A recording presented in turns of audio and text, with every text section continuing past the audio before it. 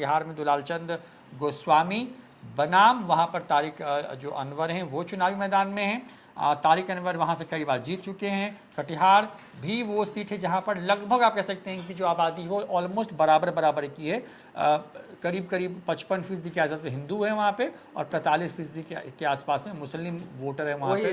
40 से 45 41% कुछ ऐसा मतलब है कि मतलब कि 60-40 वाला रेशियो आप मान के चलिए कि वहाँ पर है। और वहाँ की जो स्थिति है वो ये है कि तारिक अनवर वहाँ से लगातार चुनाव जीतते रहे हैं। पिछली बार जब वहाँ पे चुनाव हुए तो उस कटिहार सीट पर जो है 67.60% जो है यानी करीब करीब 68% जो है वो वोट पड़ा है। इस बार की बात कर लें तो इस बार यहाँ पर जो वोटिंग परसेंटेज है वो लास्ट टैली तक जो है करीब करीब 60% के आसपास का है। हालांकि आंकड़े थोड़े और बढ़ेंगे। यहाँ पर क्या लग रहा है देवांशु?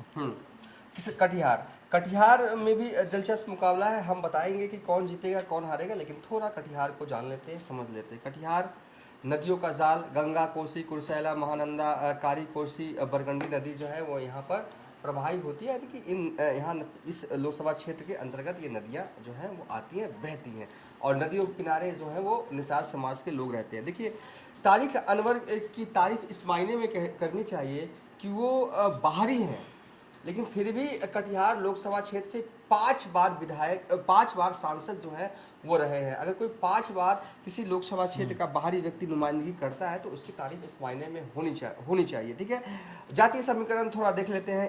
41% के आसपास करीब माना जाता है कि यहाँ पर मुस्लिम वोटर हैं, यानी कि मुस्लिम बहुल इलाका है।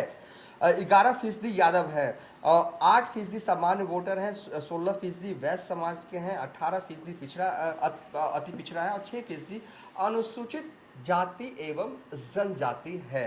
तो M/Y वाला ये सीट है। M/Y काम कर गया तो वो आदमी जीत गया। और कटिहार जो है वो तेजस्वी यादव खुद गए थे प्रचार करने के लिए, मुकेश सहनी भी गए थे। और यहाँ तक कि मुकेश सहनी ने अपने पार्टी के आला कमान को, मुझे याद है कि जब दौरा नहीं लगा था, उम्मीदवार हो गए थे, मुकेश सहनी आ गए थे, उसी वक्त शुरुआती दौर में ही तारिक अनवर ने एक लेटर लिखा था। मैं लेटर भी चस्पा कर देता हूँ, स्क्रीन पर चला देता हूँ। लेटर में कांग्रेस आला कमान को तारिक अनवर ने लिखा था कि मुझे मुकेश सहनी का कार्यक्रम अपने लोकसभा क्षेत्र में चाहिए। ठीक है, तब तेजस्वी का भी कार्यक्रम नहीं लगा था। तो यानी कि निषाद समाज का भी वोट वहाँ पर है और तारिक अनवर ये बखूबी जो है वो जानते थे, समझते थे। बंगाल और झारखंड सीमा से जुड़ा हुआ ये इलाका है और देखिए कौन जीतेगा कौन हारेगा। लेकिन दुलालचंद गोस्वामी नए उम्मीदवार 2019 में पहली दफा जो है वो सांसद बने। जेडीयू ज़्यादा उन्होंने नीतीश कुमार ने इस बार चेंज नहीं किया, सिवान में थोड़ा चेंज किया गया उम्मीदवारों को। जेडीयू जो भी उम्मीदवार थे उनको रिपीट किया गया नीतीश कुमार की तरफ से। कटिहार में प्रेजेंट सिनेरियो ये है कि मुस्लिम जो हैं वो मोदी के खिलाफ वोट कर रहे हैं। ठीक है, ये पैटर्न अब तक के सेकंड फेज में दिखा है। हालांकि शहरी मुस्लिम वोटर जो है ना रोहित, वो उसमें से कुछ सेंधमारी दखल जो है वो पीएम मोदी की है वोटर्स की।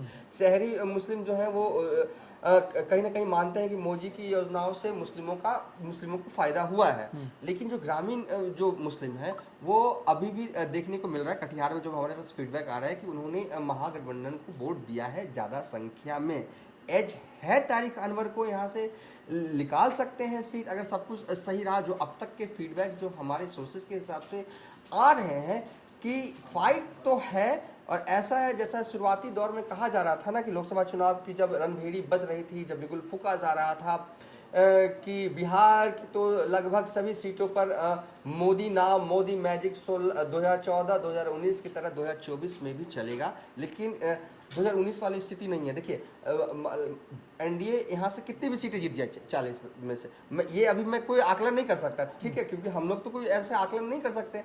लेकिन हाँ, जो भी सीटें जीते एनडीए 2019 और 14 वाली स्थिति में जीत नहीं होगी। यानी कि जो मार्जिन है वोट का वो कमेगा, जीत का अंतर जो है वो बिल्कुल कमेगा। कटिहार में टक्कर है, लेकिन तारिक अनवर को एस भी है। अगर मुस्लिम M/Y और डबल M और Y वहाँ पर काम कर गया ना तो खेल हो जाएगा। डबल M यानी कि निषाद अगर वोट कर देते हैं, मुस्लिम अगर वोट कर देते हैं, यादव वोट कर देते हैं तो तारिक अनवर यहाँ से जीत भी सकते हैं। अब मुकेश सहनी कितना कन्वर्ट करवा पाते हैं। M/Y मुझे लगता है कि यहाँ पर तेजस्वी यादव के साथ दिखेगा। कटिहार में अगर ये दिख गया तो एज है और अभी तो नतीजे आएंगे तब भी क्लियर किया जा सकता है, लेकिन यहाँ पर मुझे लगता है कि कटिहार में कांग्रेस के उम्मीदवार तारिक अनवर को एज है, वो सीट निकाल सकते हैं।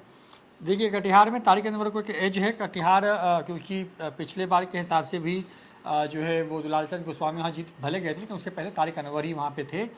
ये सीट पहले के ज़माने में बीजेपी के खाते में थी, लेकिन वहाँ पर कुछ कुछ चीज़ें बदलती चली गई और उसके बाद ये सब कुछ होता रहा। अब जो बड़ी बात है वो यही है कि वहाँ पर तारिक अनवर को एक एज है। अब